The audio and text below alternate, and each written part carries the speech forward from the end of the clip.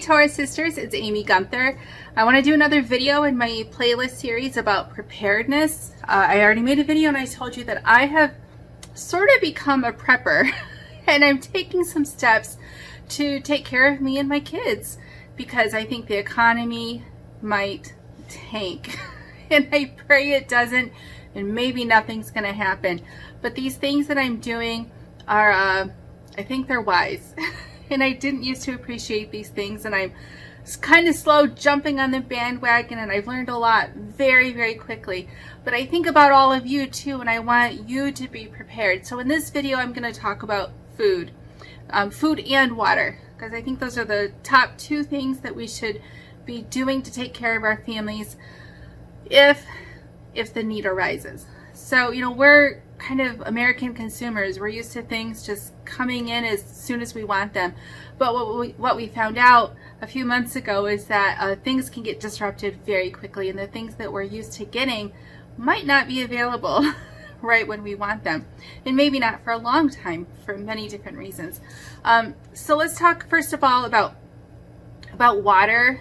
A lot of prepping experts who I've been watching say you have to have water on hand in case, you know, your well isn't working or whatever. So I don't think the electricity is going to go out, but I'm heeding their advice anyway, and I have some water storage containers. There's different ways to store water, and again, you guys go and watch. I'll put some links below to some of my what are becoming my favorite preppers to listen to, the ones who are Torah keeping, Bible believing folks, as far as I can tell. And I'm learning a lot from them, and I think you should learn a lot from them as well. But so, oh, and also if you want to join me on Patreon, I'm going to list a whole bunch of things here. I'm going to put those over there in Patreon, like as a list that you can print in case you like to not take notes during a video and you just want to print. You can join us on Patreon, and thank you for your support. So for water, I've learned you can, and I still might do this, get a 55-gallon jug. Yes, that's a lot. It'll go faster than I think, is what I'm told. And I would put it in my garage and leave room at the top for freezing, because I live in Michigan, so it's going to freeze in the garage. But I would put it on wheels, because once you load that thing up, you're not moving it. And I would treat it. So, and then this, but I ended up opting for smaller containers, 5-gallon containers, so that I can move them, so that me and my kids can actually pick them up and move them. And I also will treat those. So there's things on Amazon that you can buy, and again, I'll put links. I don't know if I'm going to put links to everything below this video, but in Patreon over there, I will make a post and I will link to all of these goodies that I'm talking about. And again, I hope that I'm just shortening the learning curve for you all. So I've learned that if you treat the water right with some drops of water cleaner or even pool shock or something like that, that water stored in those containers can last a really long time. And that's the idea, right? They just sit there and they're there if you need it, when you need it. And yeah, they stay clean. So that's that. So water. Oh, I also, very early on, I bought a Berkey. I bought a big old Berkey. and I even bought an extra set of filters. So that thing will last me forever. Because, I mean, the water I have stored, that's not going to last very long. But if I have a source of water and I think I know where I would get water, then I can filter it and clean it with the Berkey. So I recommend a Berkey. Now the Berkeys are already hard to find on Amazon. A lot of this stuff that I'm going to talk about, you guys, you know, I'm not the only one that's all of a sudden thinking about these things. And so even on these items, the supply is low. So I will link to what I'm talking about on Amazon, but you may be able to find a similar item, a different brand or something somewhere else. I just have found that a lot of the things on Amazon are sold out, and now you're getting it from the third-party sellers, and their prices are often much higher. I'm not sure that it's price gouging exactly, or they just have higher shipping costs, but just know that with all of these things, shop around. Amazon used to always be competitive for almost every item. It's not like that anymore, because everybody goes to Amazon first. A lot of these items I think you can even find cheaper now at your local camping or outdoor store, like Cabela's and Gander Mountain. They closed. Anyway, shop around. I'm finding now that I can find things local more affordably than on Amazon. So Berkey, water jugs, gallons of water, make sure you treat it. So for food, first I started stocking up just on the normal groceries that we use every day, and I've changed how I store food. I've realized there's two levels of food storage. There's like your short-term working pantry, and then there's your deep long-term storage. So I quickly built up what I call my short-term pantry, and that's enough to last us maybe a couple, 3 months. Although I might have bought enough ketchup to last a long time. And I had to shuffle things around in my house. It was not all going to fit in my kitchen. I had to make some hard choices with space and storage because I want things to be stored neatly and in a tidy way to keep critters out, and yet so we can get to it. Because if you can't get to your stuff, you're not going to use it before it expires. But most food will last well past the expiration date, but still, you have to be able to get to it. So I invested in some storage totes. I actually really like, if you look at Amazon or Walmart or Home Depot, they make these recycling bins that are maybe 3 feet wide, and they can stack, but you can get into them. So it's not quite a shelf, it's more of like a big open sort of bucket. And I like that better than shelves. So I'm just laying stuff on their sides inside those, and you can stack them 3 or 4 high. But get creative, and for your short-term pantry, it should be kind of in your house and easy to get to. And that's stuff like peanut butter, mayonnaise, cereal, just the everyday stuff that you use. And so I quickly stocked up on that just to get a 2 or 3 month supply. And then I started to realize how long this thing might go on. Like if we're really going into a depression, it could go for 3 years minimum. So then I started to think longer term. Not that I could ever store enough food for 3 years, but at least got me thinking about 6 months to a year. So then I started to study and learn more from these other expert preppers about longer term food storage. And I now have a couple buckets of food. I'm a bucket person now. So I recommend study up and learn, and I'll put a couple links below, but you can get food grade buckets, and I found the cheapest ones now are at Menards.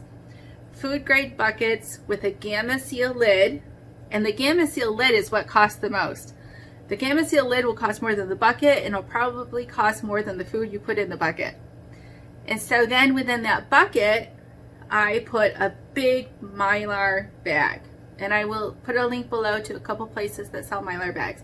Well, I'll link to them on Amazon, but you can get them at other places. And again, sometimes going straight to the manufacturer's website is the best prices right now.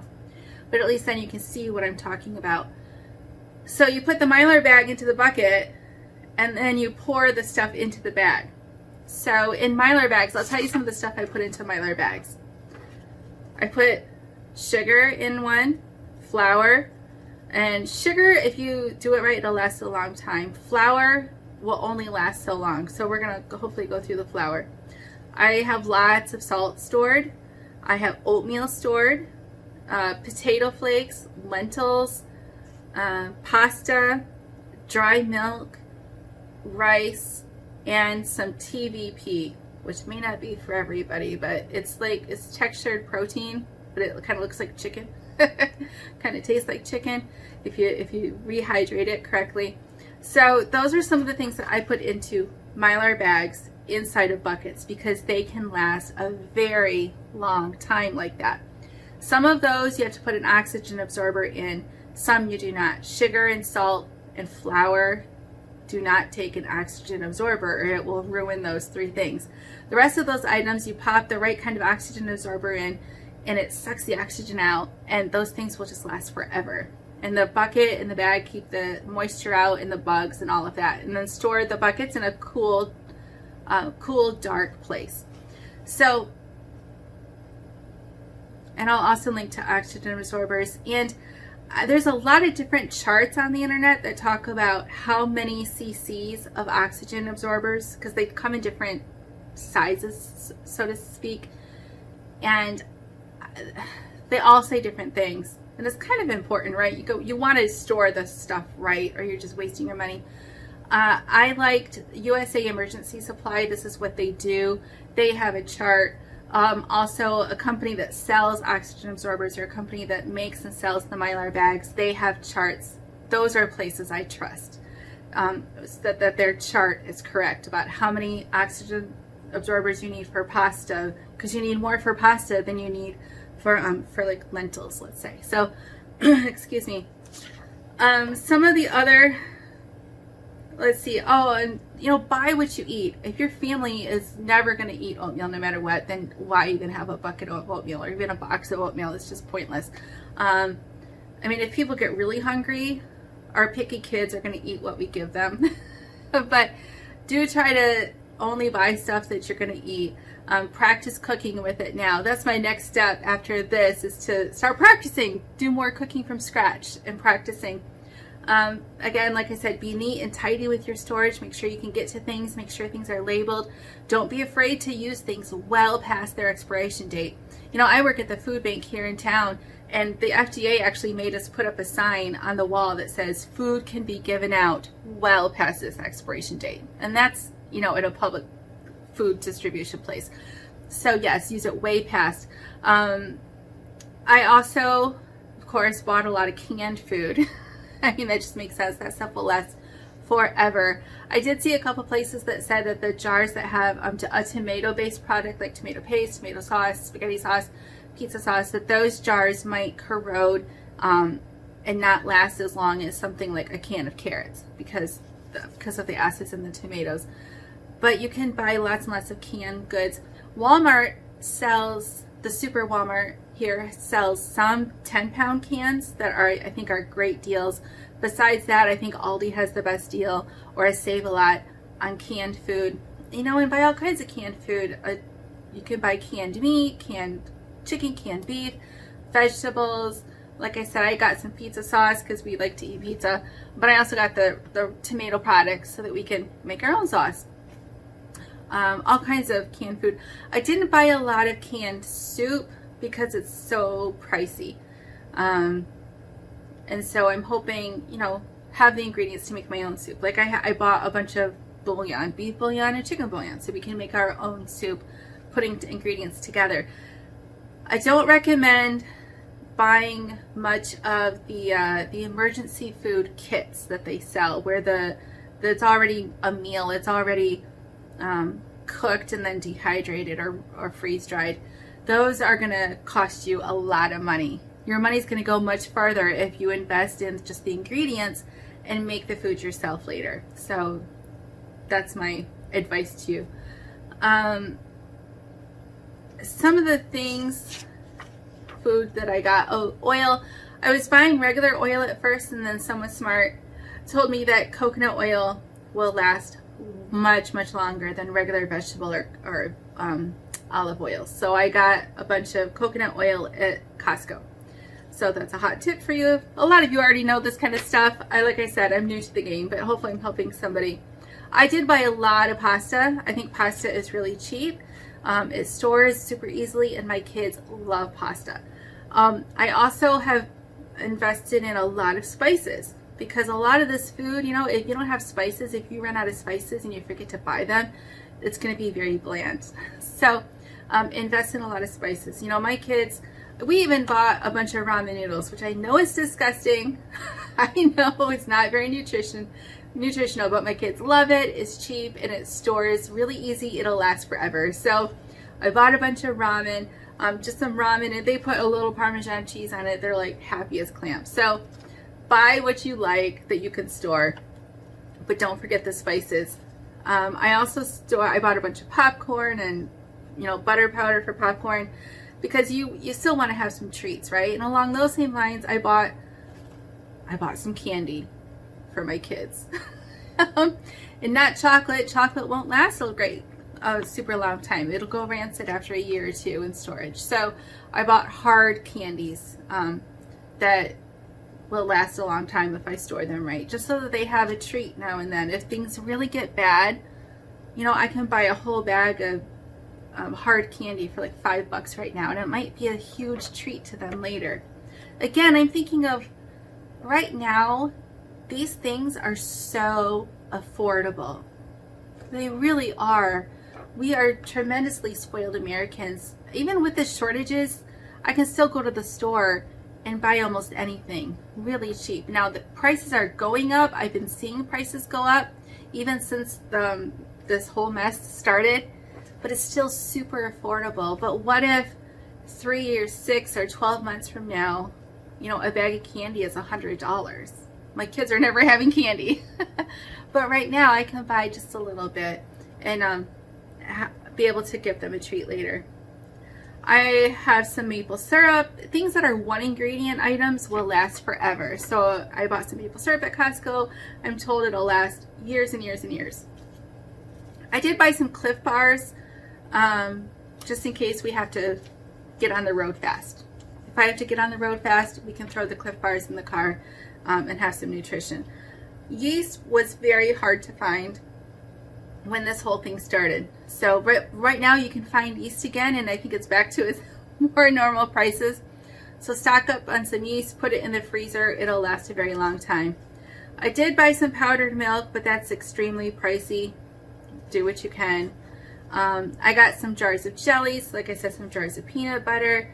I even got some macaroni and cheese. Again, my kids love mac and cheese. It'll last a long time. Coffee, don't forget the coffee. So I stocked up on coffee, and I'm starting to research now what is the best way to store coffee to make it last a long time. If you guys have tips on that, let me know. What kind of coffee is the best to have it last and still be fresh and good? I got a little bit of extra wine. Not with coffee, get some wine. But you know, it's pricey. You might want to look into learning how to make your own wine with juice. So you can anyway, go to YouTube and look around. You'll find lots of videos about how to make your own homemade wine. I got some cans of sweet and sour sauce because I figured if we end up eating rice and beans or rice and canned chicken, sweet and sour sauce can make anything much better. I even found at Walmart grape juice powder. You know how you like lemonade mix? You mix it with water and you have lemonade, but the mix is a powder. I found that they have that with grape juice. I didn't know that. It's not something that I would normally buy, but you know, if you have even just a little bit of grape juice, you can have that still for Passovers and for Friday night Erev Shabbats. So I got some grape juice powder. I also got hot chocolate mix, just things that might be little treats for my kids over time. I did buy ahead some pancake mix, but again, it won't last forever because of the oil in it. Eventually it'll just be what it is. I learned about ghee, G-H-E-E. I didn't know what ghee was before this. I'm way behind a lot of you ladies, I know. But ghee is butter in a jar that'll last a very long time. They sell ghee at Aldi and at Walmart. I did buy some chili, some canned chilies, and a little bit of canned stew, but again, not much because those are more pricey. So again, I bought beans and the sauces and stuff to make my own. I did invest a little bit into some things like Augustin Farms has powdered eggs and powdered butter, so it'll last a long time. Again, in a cool, dark place if you store it right, but it's pricey. So brings me to the next point. I then realized the food's gonna run out eventually. So how do you sustain yourself after the food runs out? You can only store food for so long. And so equally important, I think, is to get what you need now so that you can make your own food later. Maybe you didn't have a garden this year, but maybe you can buy seeds now to have a garden next year. Do you need some tools for having a garden next year? Do you want to till the land this fall so that it's ready, or at least a heads up for next year? I don't know how to can yet, but I'm sure I'm going to learn. So I'm investing in some canning supplies so that if nothing else, I can team up with a lady friend of mine somewhere local who knows how to do these skills, and maybe I can help her because maybe I have supplies that she doesn't have or something. So I'm thinking about supplies. Like if I have to make my own butter, make my own cheese, do I have what I need for that? So I'm buying some more kitchen stuff that I might use to make things from scratch that I have not done in the past. And again, I'm going to start practicing, but at least I have the gear because things are selling out, or at least they're short right now, and they might come back and they might be cheaper again. So it's a gamble, I know. But But I know it's already hard to find pressure canners and pressure cookers for canning. It's hard to find. I can still find jars at Meijer, but people are telling me it's hard to find jars. It's hard to find the lids. I decided to invest in some reusable canning lids from Tatler, because I just think things are going to need to be reused, sustainable, things that keep going. I'm being very deliberate about making friends with the farmers, supporting them, buying their products now, buying their produce now, buying their meat chickens now. I want to support my farmers, and I want to be valuable to them because I value them now, and I should have always valued them. But I recommend that make relationships with people who can complement you, and be prepared to offer something in return. If the economy really tanks, we might not have a lot of money, but what can you barter? What skills do you have? If for food especially, if there's something you've been putting off buying, if for your kitchen that you know you're going to need long term to cook from scratch, now is the time to invest in that. I don't know what that is. It might be a mixer or kitchen knives or a Ninja blender, whatever tool it is in your kitchen that will help you do this long term. Yours is on the fritz, it's not working well, you've just been putting off replacing it.